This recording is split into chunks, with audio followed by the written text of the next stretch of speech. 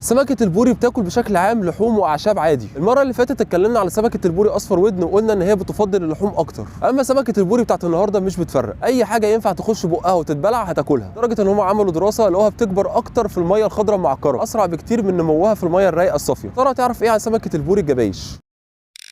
بسم الله والصلاه والسلام على رسول الله. اهلا بيكم في قناه السمك في اسكندريه، معاكم عمرو ابو الوفا، والنهارده ان شاء الله هنتكلم عن سمكه البوري الحفار او الجبايش. ولو تعرف اسم تاني ليها ارجوك تكتبه بكل هدوء في الكومنتات تحت مع ذكر مكان التسميه دي. بس قبل ما نبدا في محتوانا خليني اطلب منك الدعاء لاهلنا في غزه، وافكرك بالايه اللي بتقول: الذين قال لهم الناس ان الناس قد جمعوا لكم فاخشوهم فزادهم ايمانا وقالوا حسبنا الله ونعم الوكيل. سمكه البوري حفار اكتر حاجه بتميزها ان ظهرها من قدام كده محدب، عندها شفه كبيره من فوق وفيها حاجات كده شبه الدرادير. تعالوا كده نشوف شكلها. بالنسبه لوصف سمكه الجبايش، اكتر حاجه بتميز الجبايش هي الحته اللي قدام دي. تلاحظ كده ان ايه، الراس نازله لتحت كده، الراس نازله لتحت اهو، يعني حتى بالنسبه للسمكه اللي تحت منها هي ايه، نازله لتحت.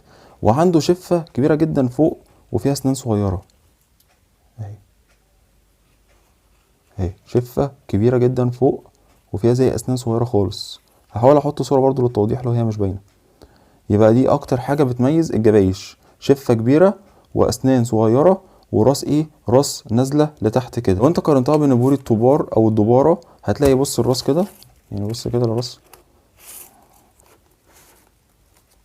اهو، هتلاقي الراس كده ايه، واحده يعني نازله لتحت شويه والتانيه ايه مستقيمه. وتاني حاجه هتلاقي الفرق في الشفه كبير جدا من قدام.